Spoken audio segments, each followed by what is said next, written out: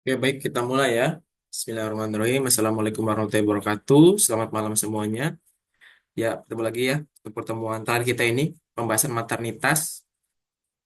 Jadi nanti kita seperti biasa bahas soal dan jika ditanyakan silakan ya. Oke, kita lanjut saja langsung. Silakan teman-teman boleh dijawab.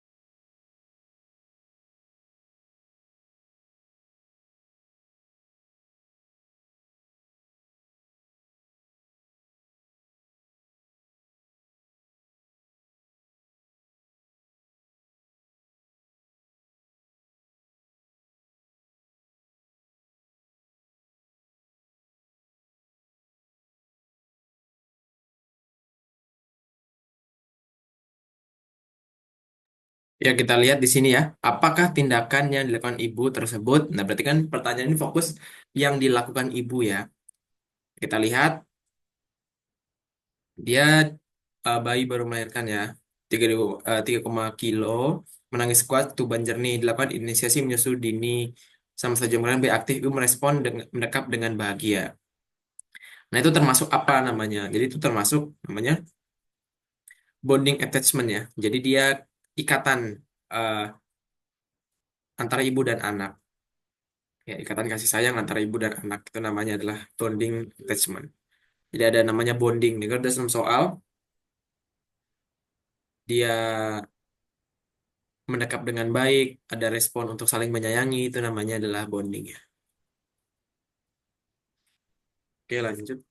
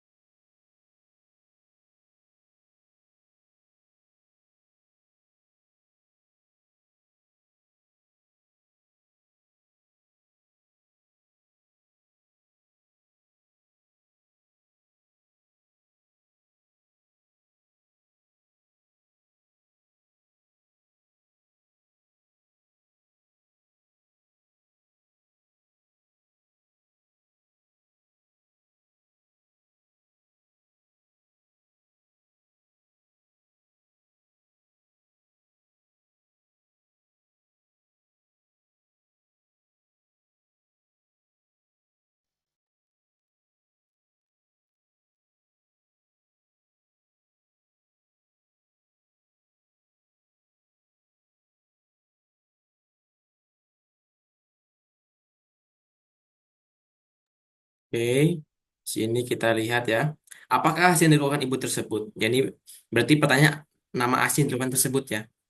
Dia baru melahirkan 24 jam yang lalu ya. Lalu bayi tampak menangis dan gelisah, mengatakan ASI keluar sedikit dan masih tidak mau mengonsumsi makanan sehat karena tidak banyak minum air putih. Jadi susu putih yang menonjol. Apakah ASI yang dikeluarkan? Jadi yang pertama kali ya, itu adalah kolostrum. Jadi namanya adalah kolostrum ya. Jadi kalau misalnya diamatur kan cukup lahir ya, eh, cukup bulan gitu maksudnya.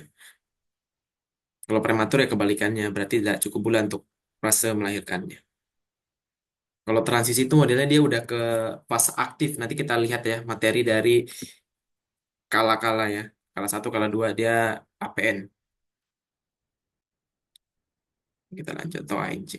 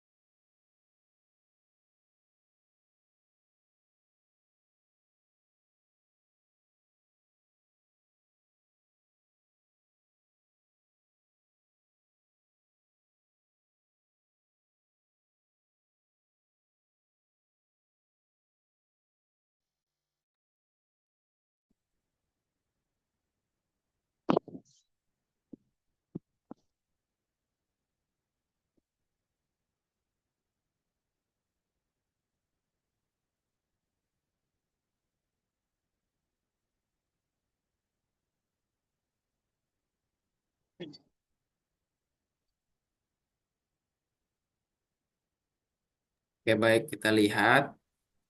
Tanya apakah tindakan yang harus dilakukan pada ibu. Nah, seorang ibu dengan P2 0 ya.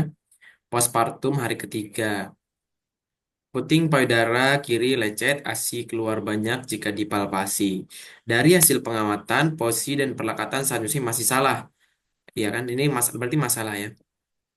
Terus pertanyaannya yang harus dilakukan, ada pernyataan salah di sini dari hasil pengamatan, maka ya perlunya memperbaiki posisi. Jadi seperti soal soal ini ya, eh, yang perlu dilakukan atau intervensi itu dasarnya dari masalah dalam soal yang diuraikan. Jadi kalau masalahnya A, ya sesuai jawabannya dengan permasalahan yang ada. Jadi jawaban adalah C. Oke, ini kita lihat.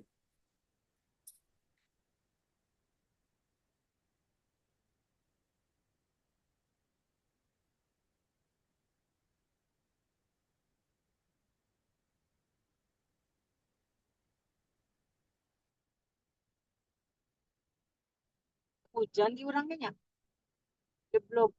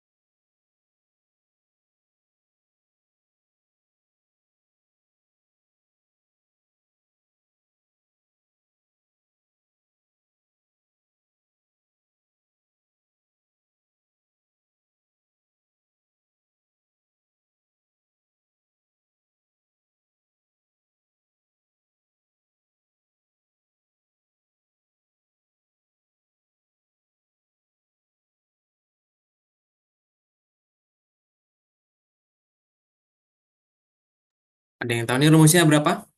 Ini rumusnya anu ya. Nanti nanti kita untuk ngitung taksiran berat janin tuh ada dua ya kita pakai rumus. Nanti kita hafalkan dua-duanya. Kita coba dalam dua rumus. Nah, kalau ini jawabannya adalah ya D ya. Kita pakai rumus yang 11, 12, 13. Ini menurut Johnson Tosh-Hack. Jadi ini yang paling terbaru. Nah, jadi kalau eh, yang saya lihat dari hukum sendiri itu sekarang pakai rumus yang ini. Jadi 11, 12, 13. Cuma nanti kita belajar juga satunya. Nah, apa itu 11, 12, 13? Jadi kan taksir belajarin ya menurut rumus Johnson Tosh-Hack. Nah, rumusnya tinggi fundus uteri ya, tinggi fundus uterus dikurang N. N ini nanti ya ketentuannya kita lihat di sini. Lalu nih hasilnya dikali 155. Nah, N itu apa? Ada tiga ya. Dia kalau N-nya 11, itu dia dalam soal dia masih di bawah spina ischiadica. Jadi tulang iliumnya. Masih di bawah spina Iskiadika. Kalau N12 jika kepala masih berada di atas. Jadi kalau 11 di bawah, 11 itu di atas Spina Iskiadika ya. Nah, kalau 13 dia belum masuk PAP. Jadi kalau misalnya kita lihat ada rumus 11 12 kan, satunya belum masuk PAP, duanya sudah masuk PAP. Nah, itu. Dalam kasus persaingan janin belum masuk pintu atas panggul sehingga disimpulkan bahwa N13 kepala berada di atas Spina Iskiadika ya. Sehingga taksim terjadinya adalah 30 dikurang 13 dikali 155. Jadi berapa? 30 kurang 13 kan? Baru dikali 155 hasilnya 2635. Kak, oh, anu kah? Pelan banget kah suaranya? Halo? Soalnya di sini agak masih hujan-hujan ya, habis hujan. Kalau kurang terdengar. Saya ulangin aja ya, dikit ya. Saya udah jelas Kak. Oh ya, saya ulang dikit ya. Jadi, hitung taksiran berat janin ini pakai rumus ini. Nah, ini kan rumusnya tinggi fundus uteria TFU ya, dikurang N. N itu nanti kita lihat dari sini. Lalu ini hasil dari ini dikali 155. Nah, N ini kalau 11 jika kepala berada di bawah spina ischiadica. N12 jika kepala masih berada di atas spina ischiadica. 13 jika kepala belum masuk PAP. Nah, dalam soal tadi kita lihat, dia belum masuk PAP ya. Maka dalam proses janin belum masuk masuk ke pintu atas panggul sehingga disimpulkan bahwa N sama dengan 13. Kepala berada di atas spina ischiadica ya. Sehingga taksim berat janin 30 kurang 13 kali 155 2635. Maka jawabannya adalah D. Seperti itu. Oke, kita lanjut lagi.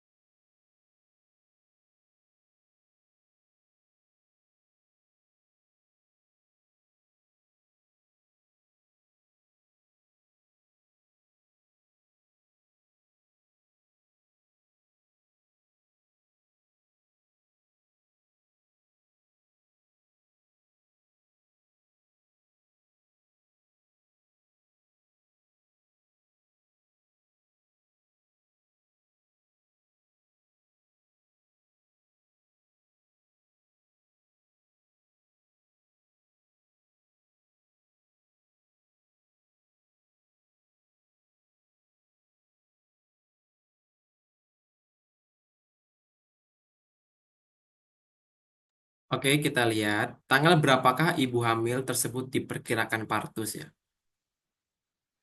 Ini kita lihat jawabannya adalah B. Betul ya.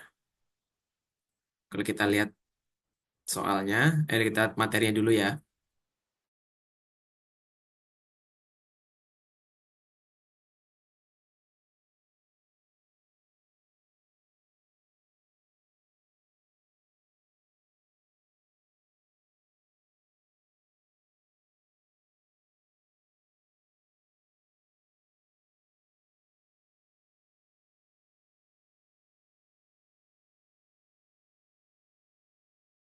Oke, ini kita bahas ya. Cara ngitung taksiran persalinan. Nah, ini hukum Nagel. Jadi ada dua rumus ya. Januari sampai Maret. Jadi kalau kan patokannya HPHT ya. Hari pertama, hari terakhir. Jika bulan Januari sampai Maret itu hari tambah 7 Bulan tambah 9 tahun tetap, nggak ditambah, nggak dikurang. Kalau bulan April sampai Desember, hari tambah 7, bulan kurang 3, tahun tambah 1. Contoh nih, HPHT 20 Agustus 2020. HPHT-nya kan 20, berarti kita kalau Agustus pakai yang bulan April sampai Desember ya. 20 tambah 7 berarti 27. 8 kurang 3 kurang sama dengan 5. 20 tambah 1, 2021. Lalu kalau Januari, di sini contoh 16 Januari 2020, berarti kita pakai rumus yang hari ditambah 7, bulan tambah 9, tahun tetap. Ya, 16 tambah 7, 23, bulan 1 tambah 9, 10, tahun dari ditambah dari kurang ya, 2020. Seperti itu. Jadi ini tinggal lihat lihat saja dari bulan HPHT itu berapa. Lalu kalau misalnya ada soal seperti ini misalnya.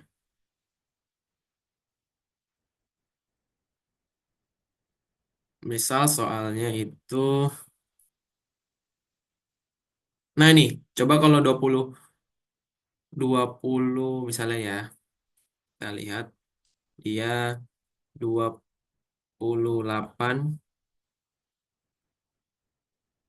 Maret 2022. Itu HPHT-nya. HPL-nya berapa, guys?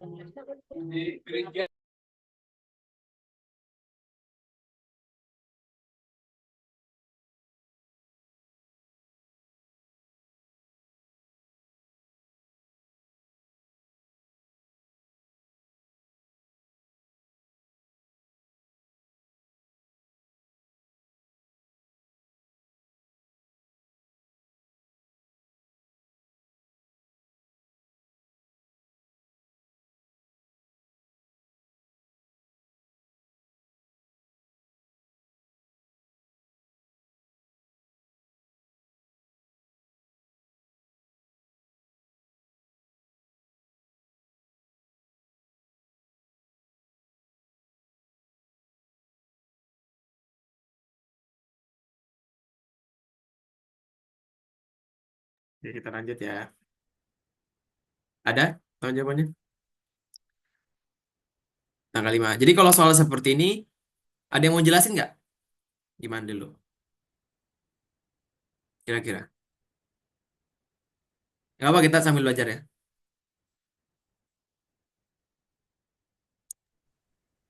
Izin ya Kak, sambil bantu kalau Oke. ada yang salah Kak. Jadi kalau tanggal 28 ini tambah 7 kan 35. Nah, dalam sebulan ini cuma 30 hari. Jadi maju ke bulan berikutnya tanggal 5.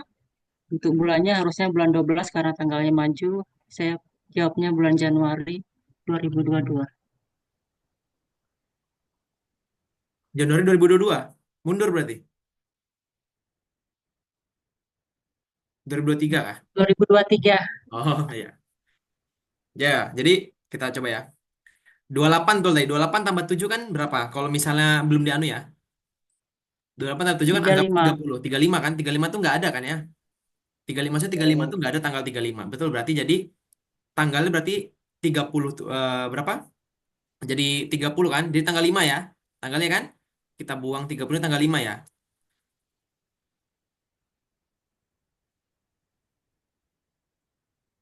Lalu untuk eh Maret, Maret tadi rumusnya kalau berapa? Ditambah berapa? tambah 9. Tambah tambah 9 berarti kalau misalnya Maret tambah 9 sama dengan 12. 12. Nah, tapi karena kan di sini lewat sudah tanggalnya lewat 30 berarti nambah satu lagi kan? Nah, maksudnya 12 ditambah Tambah 5 hari. ditambah 1 bulan gitu kan? Ya, Karena apa? Aduh nih kayaknya udah habis nih. Karena dia di sini melihat bahwa bulannya nambah satu ya, ya kan? Jadi 12 tambah satu jadi bulan satu gitu ya. Jangan nggak ada karena nggak ada tanggal 13. Gitu. Jadi 5 Januari bukan 5 Desember. Nah, karena tadi bulannya juga sudah Januari, berarti nggak 2022. Jadi 2020 di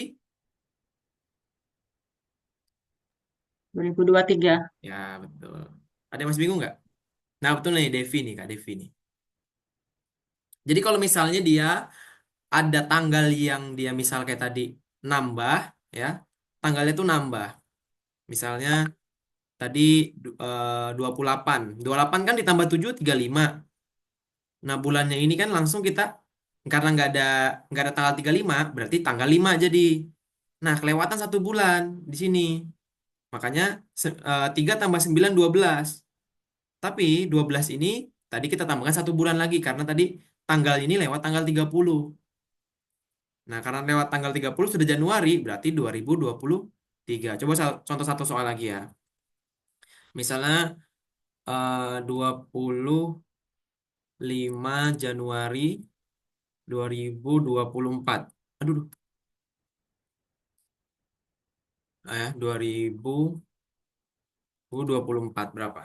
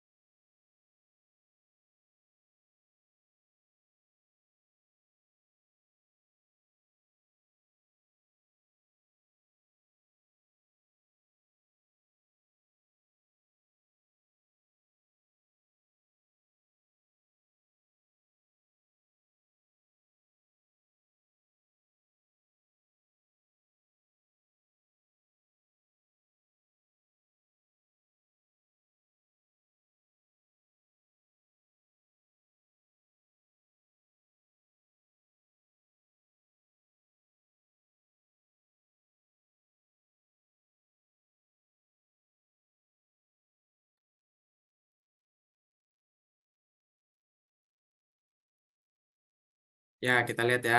Ada yang mau jawab lagi enggak? Ini kayaknya udah agak sempak jawaban. Ada yang mau jawab lagi?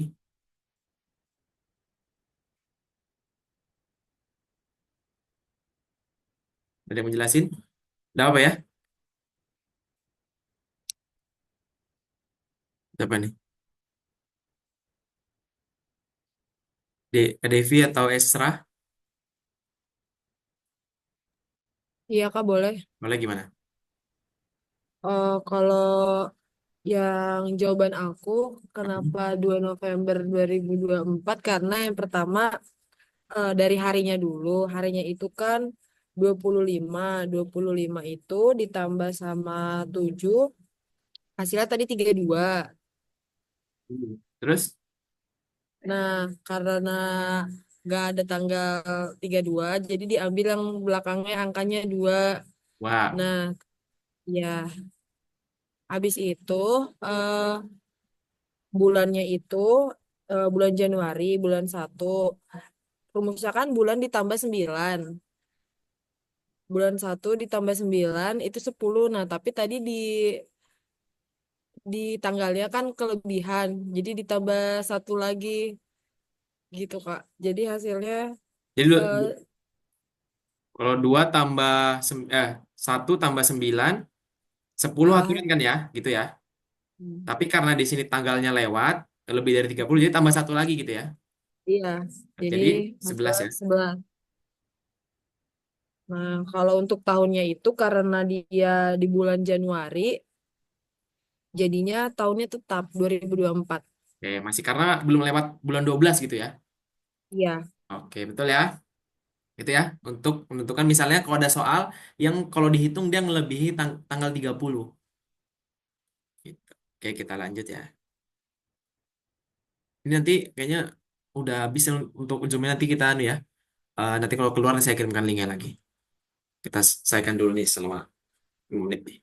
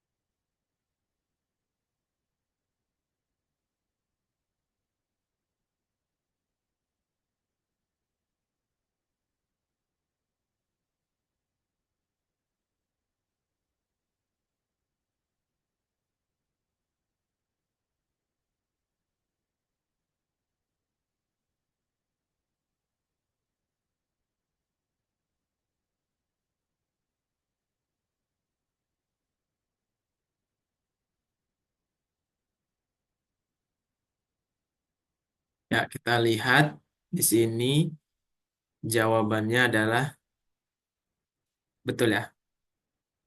Jawabannya B, metode IUD. Nah, ini kan hormonal ya. Kalau yang lain ini kan hormonal ini memicu untuk eh, hormon ya, hormon progesteron untuk bisa meningkatkan tekanan darah. Karena di sini ada riwayat hipertensi ya tidak boleh. Jadi yang disarankan adalah menggunakan IUD. Kalau tubektomi ini kan memang juga non hormonal, cuma dia indikasikan bahasa mudah sterilisasi ya. Jadi agar misalnya indikasinya dia udah banyak anaknya dan juga sudah berusia, tidak ideal untuk melahirkan atau hamil lagi. Nah, coba ini lagi.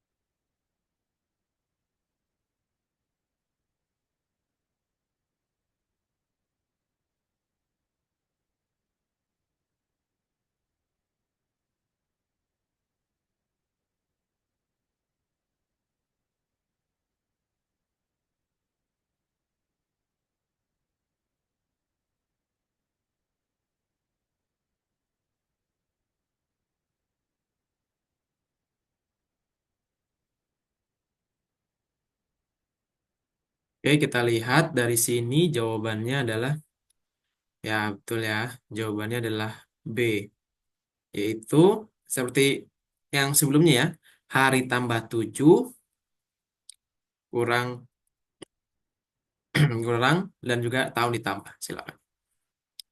19 tambah 7 ya sama dengan 26. 10 kurang 3